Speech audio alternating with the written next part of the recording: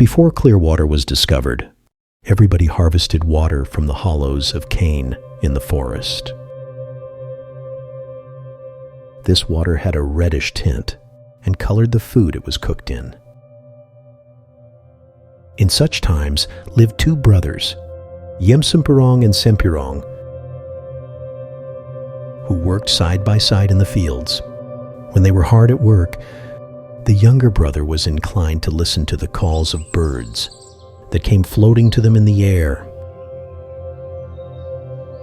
He did this for when he listened to their singing. The work was easily done, and his mood became light. One day, while they were hard at work, a red-vented bulbul perched on a tree nearby and began singing. As usual, Sempirong's ears picked up the tune of the bird's call. But today, as he listened, the bird's call was making sense to him like no other time. Sempirong paused and listened carefully. There it was.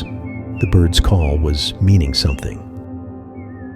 His elder brother also paused his toiling, but still hunched over the ground. Looked up saying, "Why did you stop working? You know we can't afford to idle away." But Sempirong just stood there listening, giving his attention intently to something. "What is wrong, brother?"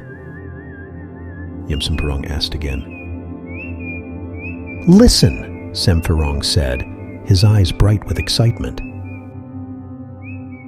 "That bird is talking to us."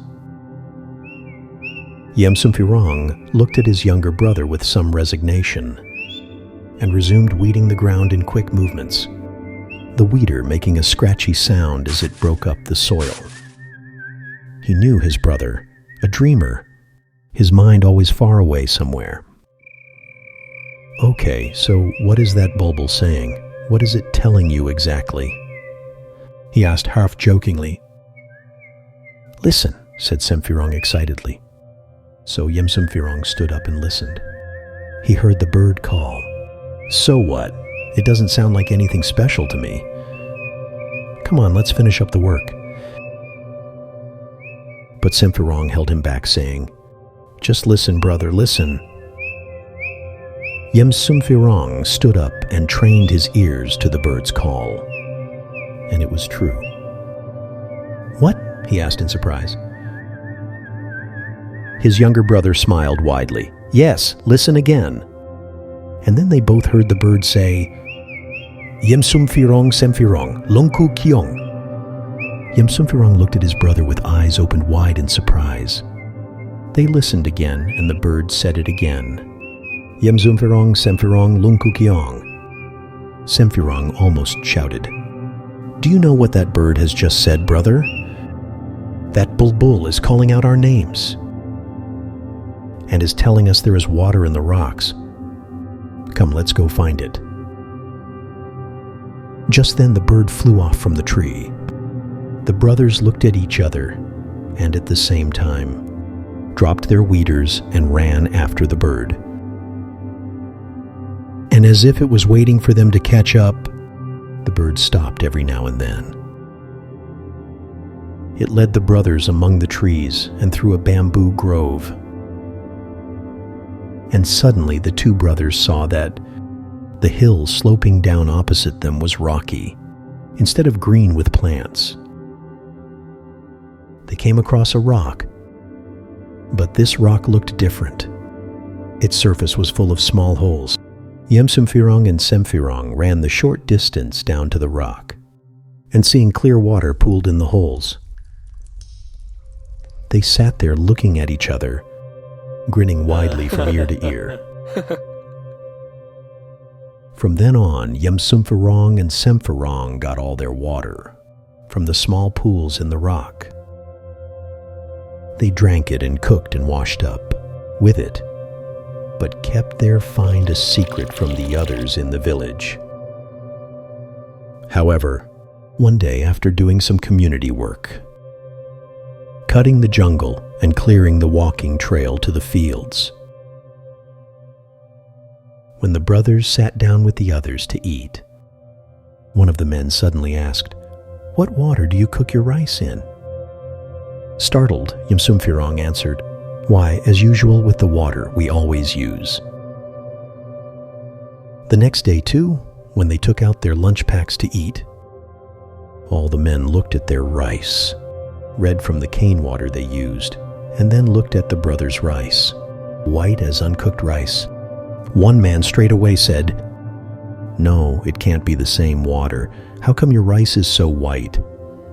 Yimsumphirong stammered, We just cook it, And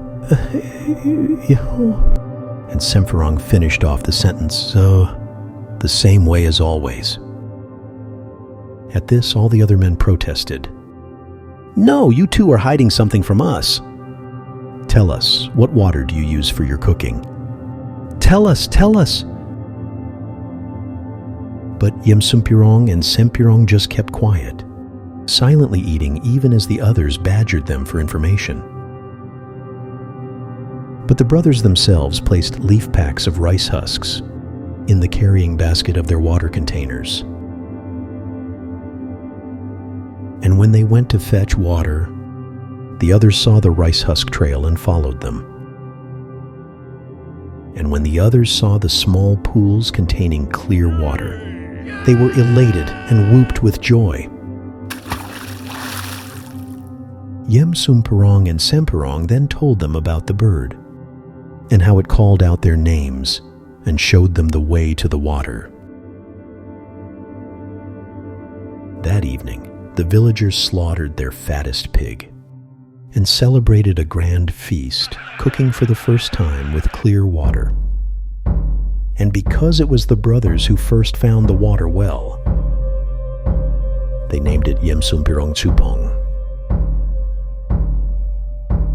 But because the brothers belonged to the Rudithongru clan, from then on, whenever the villagers did community work, of cutting the jungle and clearing the path to the fields, this clan was not allowed to cook the rice or the meat, or serve out food or even sit in the kitchen. And when they were served their share of the meal, their plate was dry with rice and meat pieces, but not a drop of gravy. People till today continue to observe these rules for the Rudithongru clan whenever they do that kind of community work. It seems if this clan participated in the cooking or serving out of food and ate food with gravy in their plates, then the coming year would find the skies opening up too wide and receives too much rainfall in the village, destroying all the crops. And all this because from this clan hailed the two brothers, Yimsumphirong and Semphirong, the first finders of water